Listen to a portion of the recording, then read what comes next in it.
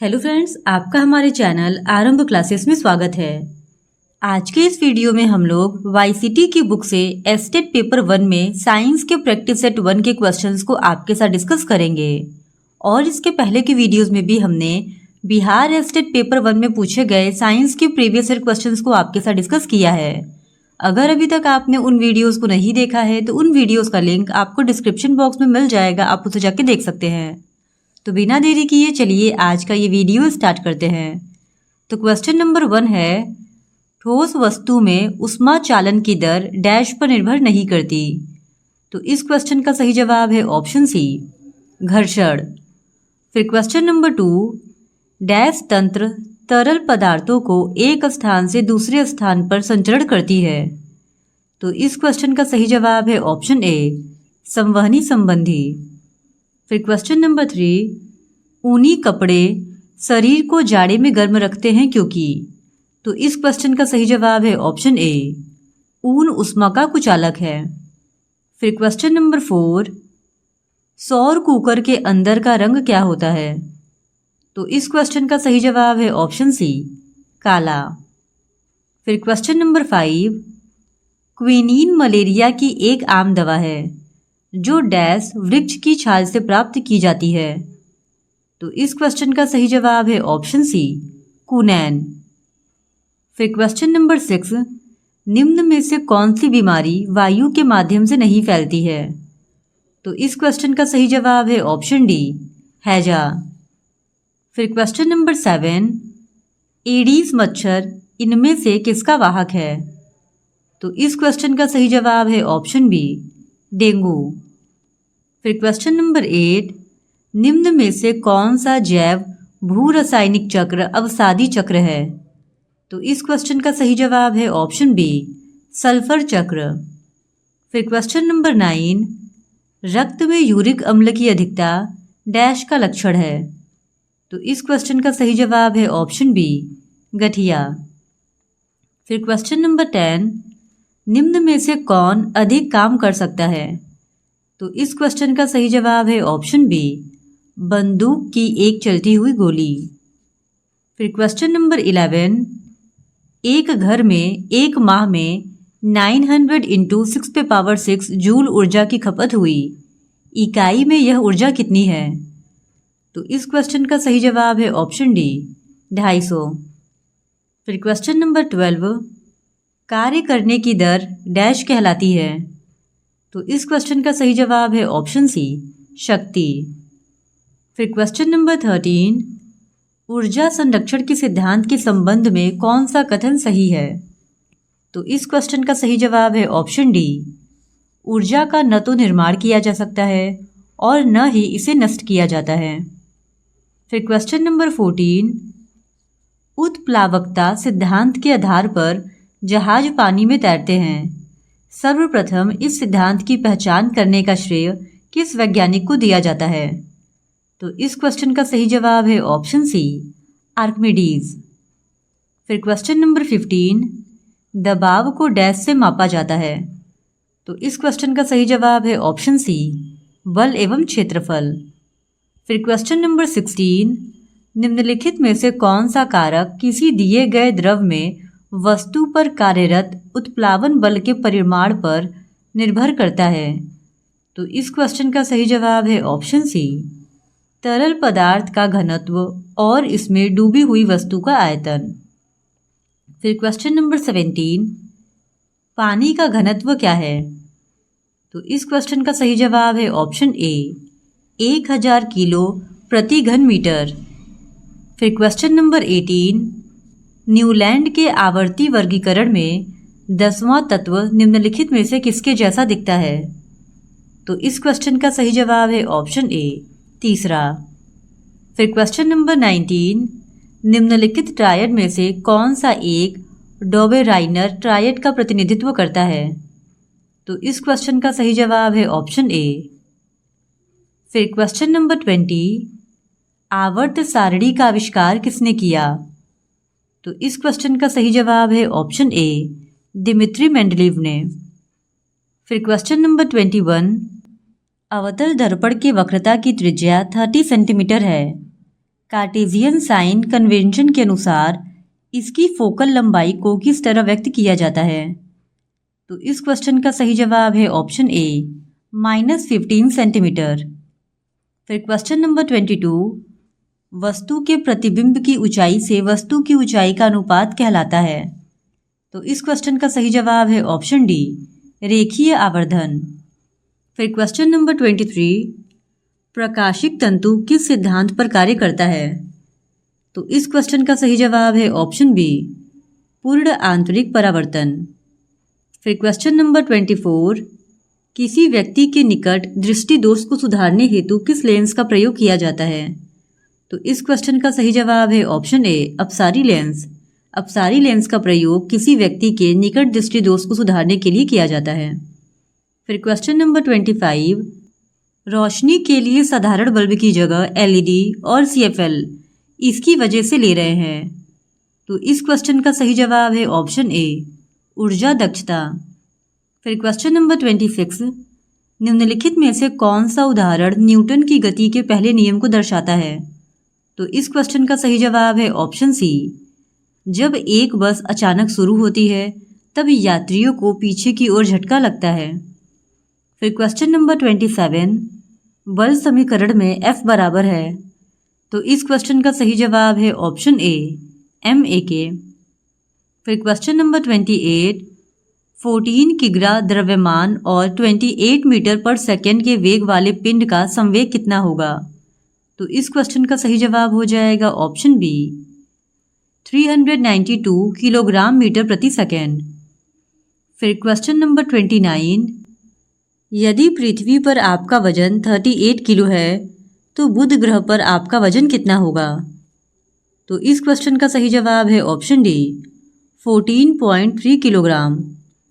फिर question number 30, pendulum लयबद्ध दोलक यानी कि हार्मोनिक एक्सीलरेटर की तरह काम करता है, अतः डैश में इसका प्रयोग किया जाता है। तो इस क्वेश्चन का सही जवाब है ऑप्शन ए दादाजी की घड़ी। फिर क्वेश्चन नंबर 31, वेग में परिवर्तन लगने वाला समय डैश। तो इस क्वेश्चन का सही जवाब हो जाएगा ऑप्शन सी त्वरण। वेग में परिवर्तन या लगने वाला समय त्वरण के बराबर होता है। फिर क्वेश्चन नंबर 32, यदि कोई वस्तु समान समय अंतराल में असमान दूरी तय करती है तो इसे डैश में कहा जाता है। तो इस क्वेश्चन का सही जवाब है ऑप्शन ए असमान गति। फिर क्वेश्चन नंबर 33, एक वस्तु स्थिर स्थिति से आरंभ होकर 4 मीटर प्रति वर्ग सेकंड के निरंतर त्वरण से स्थानांतरित होती है। 8 सेकंड के बाद इसकी गति कितनी होगी? तो इस क्वेश्चन का सही जवाब है ऑप्शन सी 32 मीटर प्रति सेकंड। फिर क्वेश्चन नंबर 34, सोनार एक उपकरण है जो डैश वस्तुओं की दूरी, दिशा और गति को मापने के लिए अल्ट्रासोनिक तरंगों का उपयोग करता है। तो इस क्वेश्चन का सही जवाब है ऑप्शन डी पानी के नीचे। फिर क्वेश्चन नंबर 35, डैश ध्वनि तरंग की विशेषता नहीं है। तो इस क्वेश्चन का सही जवाब है ऑप्शन डी हर्ट्ज। फिर क्वेश्चन नंबर 36, किसी ध्वनि तरंग की आवृत्ति v और आवर्तकाल t के बीच क्या संबंध है? तो इस क्वेश्चन का सही जवाब हो जाएगा ऑप्शन सी n = I/t। फिर क्वेश्चन नंबर 37, बिल्कुल मंद श्रव्य ध्वनि का तीव्रता स्तर क्या है? तो इस क्वेश्चन का सही जवाब है ऑप्शन बी 0 डेसिबल। फिर क्वेश्चन नंबर 38, सभी एसिड के लिए आम तत्व है। तो इस क्वेश्चन का सही जवाब है ऑप्शन डी हाइड्रोजन। फिर क्वेश्चन नंबर 39, निम्न में से विषम की पहचान करें। तो इस क्वेश्चन का सही जवाब है ऑप्शन डी ZnOH2। फिर क्वेश्चन नंबर 40, यदि हम धावन सोडा की थोड़ी सी मात्रा लेते हैं और इसमें लगभग 1 ml तनु हाइड्रोक्लोरिक अम्ल मिलाते हैं तो हम क्या देखेंगे? तो इस क्वेश्चन का सही जवाब है ऑप्शन सी CO2 गैस तेज बुदबुदाहट के साथ निकलती है। फिर क्वेश्चन नंबर 41, किस रासायनिक अभिक्रिया में भिन्न यौगिक बनाने के लिए 2 यौगिकों के बीच बॉन्ड या आयनों का विनिमय होता है? तो इस क्वेश्चन का सही जवाब है ऑप्शन बी दोहरी विस्थापन अभिक्रिया। फिर क्वेश्चन नंबर 42, निम्नलिखित में से कौन सा विकल्प हाइड्रोजन परमाणु का सही अवरोही क्रम दर्शाता है? तो इस क्वेश्चन का सही जवाब है ऑप्शन डी, एल्केन, एल्कीन और एल्काइन। फिर क्वेश्चन नंबर 43, एल्केन का सामान्य सूत्र है? तो इस क्वेश्चन का सही जवाब है ऑप्शन सी। फिर क्वेश्चन नंबर 44, निम्नलिखित विकल्पों में से आणविक फॉर्मूले IUPAC नाम सामान्य नाम के गलत सेट चुनें। तो इस क्वेश्चन का सही जवाब है option C, C3H8OH, propanol, propyl alcohol. फिर क्वेश्चन नंबर 45, एल्यूमिनियम धातु को केवल निम्नलिखित द्वारा निष्कर्षित किया जाता है। तो इस क्वेश्चन का सही जवाब है ऑप्शन डी, इलेक्ट्रोलिसिस। फिर क्वेश्चन नंबर 46, हरी मटर का वैज्ञानिक नाम क्या है? तो इस क्वेश्चन का सही जवाब है ऑप्शन ए, पाइसम सटाइवम। फिर क्वेश्चन नंबर 47, निम्नलिखित में से कौन से गुणसूत्र लड़की के जन्म के कारक होते हैं? तो इस क्वेश्चन का सही जवाब है ऑप्शन डी, XX। फिर क्वेश्चन नंबर 48, होमो सैपियंस शब्द किसके द्वारा दिया गया था? तो इस क्वेश्चन का सही जवाब है ऑप्शन ए, C. लिनियस। फिर question number 49, survival of the fittest वाक्यांश किसने गढ़ा? तो इस क्वेश्चन का सही जवाब है ऑप्शन सी, हर्बर्ट स्पेंसर ने। फिर क्वेश्चन नंबर 50, एक विशिष्ट घर की एक माह में ऊर्जा खपत 9 × 10⁸ जूल है। इकाइयों में इसकी ऊर्जा कितनी होगी? तो इस क्वेश्चन का सही जवाब है ऑप्शन बी, 250 इकाइयाँ। तो क्वेश्चन नंबर 51 है, यदि V/I का मान एक नियतांक है तो इसे क्या कहा जाता है? तो इस क्वेश्चन का सही जवाब है ऑप्शन डी, प्रतिरोध। फिर क्वेश्चन नंबर 52, विद्युत परिपथ में डैश की गति से विद्युत धारा बनती है। तो इस क्वेश्चन का सही जवाब है ऑप्शन ए, इलेक्ट्रॉन। फिर क्वेश्चन नंबर 53, निम्न में से कौन सा उपकरण परिपथ में विद्युत धारा का पता लगाता है? तो इस क्वेश्चन का सही जवाब है ऑप्शन ए, गैल्वेनोमीटर। फिर क्वेश्चन नंबर 54, एक परिणामित्र की कोर पटलित क्यों करते हैं? तो इस क्वेश्चन का सही जवाब है ऑप्शन सी, भंवर धारा हानि को कम करने के लिए। फिर क्वेश्चन नंबर 55, निम्न में से किस में अस्थायी चुंबक की तरह चुंबकीय गुण नहीं है? तो इस क्वेश्चन का सही जवाब है ऑप्शन डी, चुंबक पत्थर। फिर क्वेश्चन नंबर 56, एक ज्यावक्रीय AC वोल्टता का शिखर मान 220 वोल्ट है, उसका RMS मान कितना है? तो इस क्वेश्चन का सही जवाब हो जाएगा ऑप्शन बी, 110√2। फिर क्वेश्चन नंबर 57, किसी AC सर्किट में प्रतिक्रियाशील शक्ति रिएक्टिव पावर डैश द्वारा दिया जाता है। तो इस क्वेश्चन का सही जवाब हो जाएगा ऑप्शन बी। फिर क्वेश्चन नंबर 58, निम्नलिखित में से कौन सा फ्लेमिंग का दक्षिण हस्त नियम है? तो इस क्वेश्चन का सही जवाब है ऑप्शन डी, चालक की गति, चुंबकीय क्षेत्र तथा प्रेरित धारा आपस में लंबवत होते हैं। फिर क्वेश्चन नंबर 59, लैंगिक प्रजनन के दौरान जब दो अलग अलग जीवाणु कोशिकाएं संयोजित होती हैं तो वे डैश का निर्माण करती हैं। तो इस क्वेश्चन का सही जवाब है ऑप्शन डी, युग्मनज। फिर क्वेश्चन नंबर 60, निम्नलिखित में से किसे पादप जगत का उभयचर कहा जाता है? तो इस क्वेश्चन का सही जवाब है ऑप्शन सी, ब्रायोफाइटस। फिर क्वेश्चन नंबर 61, डैश बीज रहित संवहनी पौधे होते हैं जो स्वतंत्र गैमेटोफाइटा और स्पोरोफाइटा चरणों के साथ एक अद्वितीय जीवन चक्र साझा करते हैं, जिनकी संवहनी पौधों सहित आमतौर पर सामान्य विशेषताओं के कारण एक साथ चर्चा की जाती है। तो इस क्वेश्चन का सही जवाब है ऑप्शन बी, टेरिडोफाइटा। फिर क्वेश्चन नंबर 62, निम्न में से किसे अल्फाल्फा के रूप में संबोधित किया जाता है? तो इस क्वेश्चन का सही जवाब है ऑप्शन ए, सटिवा। फिर क्वेश्चन नंबर 63, डैश में असमान अनुजात कोशिकाओं का उत्पादन होता है। तो इस क्वेश्चन का सही जवाब है ऑप्शन सी, मुकुलन यानी कि बडिंग में। फिर क्वेश्चन नंबर 64, मिश्रण प्रकृति में डैश हो सकता है। तो इस क्वेश्चन का सही जवाब है ऑप्शन सी, समांगी और विषमांगी दोनों। फिर क्वेश्चन नंबर 65, निम्नलिखित वैज्ञानिकों में से किसने स्थिर अनुपात के नियम को प्रतिपादित किया था? तो इस क्वेश्चन का सही जवाब है ऑप्शन बी, जोसेफ प्रोस्ट ने। फिर क्वेश्चन नंबर 66, किस वैज्ञानिक ने पदार्थ की प्रकृति के बारे में बुनियादी सिद्धांत प्रदान किया? तो इस क्वेश्चन का सही जवाब है ऑप्शन डी, जॉन डाल्टन ने। फिर क्वेश्चन नंबर 67, रसायन शास्त्र में कण शब्द का परिचय किसने कराया था? तो इस क्वेश्चन का सही जवाब है ऑप्शन सी, विल्हेम ओस्टवाल्ड ने। फिर क्वेश्चन नंबर 68, निम्न में से किस तत्व के लिए प्रतीक में 2 अक्षर शामिल होते हैं? तो इस क्वेश्चन का सही जवाब है ऑप्शन सी, लोहा। इसके प्रतीक में Fe यानी 2 अक्षर शामिल होते हैं। फिर क्वेश्चन नंबर 69, सामान्यतः परमाणु के नाभिक में डैश होते हैं। तो इस क्वेश्चन का सही जवाब है ऑप्शन ए, प्रोटॉन तथा न्यूट्रॉन। फिर क्वेश्चन नंबर 70, किसी परमाणु के कक्ष में समायोजित किया जा सकने वाले इलेक्ट्रॉनों की अधिकतम संख्या को किस सूत्र द्वारा दर्शाया जाता है? तो इस क्वेश्चन का सही जवाब है ऑप्शन डी, 2n²। फिर क्वेश्चन नंबर 71, आइसोटोप या समस्थानिक क्या है?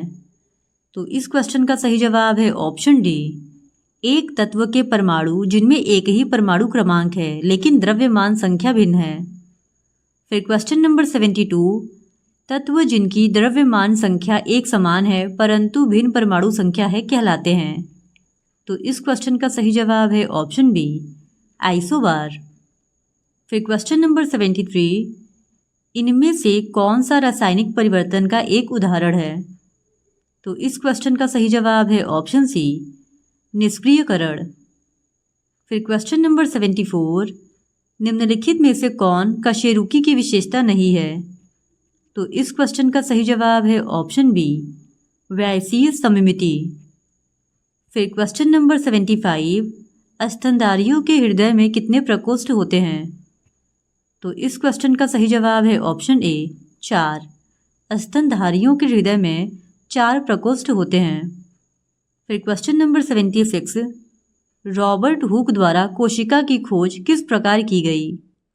तो इस क्वेश्चन का सही जवाब है ऑप्शन डी, कॉर्क का निरीक्षण करते हुए। फिर क्वेश्चन नंबर 77, केंद्रक और कोशिका झिल्ली के बीच मौजूद जेली जैसे पदार्थ को क्या कहा जाता है? तो इस क्वेश्चन का सही जवाब है ऑप्शन बी, कोशिका द्रव्य। फिर क्वेश्चन नंबर 78, पानी की कमी के कारण कोशिका के संकुचित होकर कोशिका भित्ति से अलग होने की प्रक्रिया को क्या कहा जाता है? तो इस क्वेश्चन का सही जवाब हो जाएगा ऑप्शन डी, प्लाज्मोलिसिस। फिर क्वेश्चन नंबर 79, निम्नलिखित में से क्या केवल पादप कोशिकाओं में पाया जाता है? तो इस क्वेश्चन का सही जवाब है ऑप्शन सी, लवक। फिर क्वेश्चन नंबर 80, निम्नलिखित में से कौन सा वर्णक फलों और सब्जियों के रंगों के निर्धारण के लिए जिम्मेदार है? तो इस क्वेश्चन का सही जवाब है ऑप्शन डी, एंथोसाइनस। फिर क्वेश्चन नंबर 81, दृढ़ संयोजी ऊतकों द्वारा कंकाल से जुड़ी रहने वाली मांसपेशियां क्या कहलाती हैं? तो इस क्वेश्चन का सही जवाब है ऑप्शन सी, नसें। फिर क्वेश्चन नंबर 82, त्वचा निम्नलिखित में से किस प्रकार की झिल्ली है? तो इस क्वेश्चन का सही जवाब है ऑप्शन बी, क्यूटेनियस झिल्ली। फिर क्वेश्चन नंबर 83, निम्न में से कौन सा पशु उत्तक प्रकार नहीं है? तो इस क्वेश्चन का सही जवाब है ऑप्शन ए, मेरिस्मेटिक ऊतक। फिर क्वेश्चन नंबर 84, किस पादप हार्मोन की सांद्रता पौधे के शीर्ष पर सबसे अधिक होती है और जड़ों के नज़दीक पहुंचने पर घटती जाती है? तो इस क्वेश्चन का सही जवाब है ऑप्शन सी, ऑक्सीन। फिर क्वेश्चन नंबर 85, सूरजमुखी के पुष्प की सूर्य की ओर घूमने की प्रक्रिया को क्या कहा जाता है? तो इस क्वेश्चन का सही जवाब है ऑप्शन सी, फोटोट्रॉपिज्म। फिर क्वेश्चन नंबर 86, डैश ऑक्सीजन की मदद से होता है और यह ग्लूकोज के CO2 और H2O में पूर्ण विघटन के लिए जिम्मेदार है? तो इस क्वेश्चन का सही जवाब है ऑप्शन सी, ऑक्सीश्वसन। फिर क्वेश्चन नंबर 87, गार्ड कोशिकाओं में डैश प्रवाहित होने पर वे फूल जाती हैं जिससे स्टोमेटा का छिद्र खुल जाता है। तो इस क्वेश्चन का सही जवाब है ऑप्शन सी, पानी। फिर क्वेश्चन नंबर 88, जीवों के वैज्ञानिक नामकरण की पद्धति किसके द्वारा शुरू की गई थी? तो इस क्वेश्चन का सही जवाब है ऑप्शन डी, कैरोलस लिनियस के द्वारा। फिर क्वेश्चन नंबर 89, प्रत्येक वृक्क में बड़ी संख्या में निस्पंदन इकाइयाँ होती हैं, उन्हें डैश कहा जाता है। तो इस क्वेश्चन का सही जवाब है ऑप्शन सी, वृक्काणु। फिर क्वेश्चन नंबर 90, अंतर्ग्रंथन वह बिंदु है जिस पर तंत्रिका डैश आवेग गुजरता है। तो इस क्वेश्चन का सही जवाब है ऑप्शन बी, एक न्यूरॉन से दूसरे न्यूरॉन तक। फिर क्वेश्चन नंबर 91, एस्ट्रोजन का मूल कार्य क्या है? तो इस क्वेश्चन का सही जवाब है ऑप्शन बी, मासिक धर्म चक्र को विनियमित करने के लिए। फिर क्वेश्चन नंबर 92, माँ के गर्भ में बच्चा डैश के माध्यम से अपना पोषण प्राप्त करता है। तो इस क्वेश्चन का सही जवाब है ऑप्शन डी, बिजांडासन। फिर क्वेश्चन नंबर 93, कृत्रिम उर्वरक पहली बार डैश शताब्दी के दौरान निर्मित किए गए थे। तो इस क्वेश्चन का सही जवाब है ऑप्शन ए, 19वीं शताब्दी। फिर question number 94, national green tribunal ने दिल्ली में डीजल वाहनों की बिक्री को प्रतिबंधित किया है क्योंकि सस्ते डीजल से निकलने वाले धुएं से डैश के कारण फेफड़े का कैंसर होता है। तो इस क्वेश्चन का सही जवाब है ऑप्शन सी, नाइट्रोजन ऑक्साइड। फिर क्वेश्चन नंबर 95, इनमें से कौन सी पर्यावरण अनुकूल प्रक्रिया है? तो इस क्वेश्चन का सही जवाब है ऑप्शन ए, सूखे पत्तों का मिट्टी में दबाकर निपटान करना। फिर क्वेश्चन नंबर 96, ओजोन परत के क्षय का मुख्य कारण निम्नलिखित में से क्या है? तो इस क्वेश्चन का सही जवाब है ऑप्शन सी, क्लोरोफ्लोरोकार्बन। फिर क्वेश्चन नंबर 97, प्रतिवर्ष बसंत के मौसम में ओजोन छिद्र डैश के ऊपर निर्मित होता है। तो इस क्वेश्चन का सही जवाब है ऑप्शन ए, अंटार्कटिका।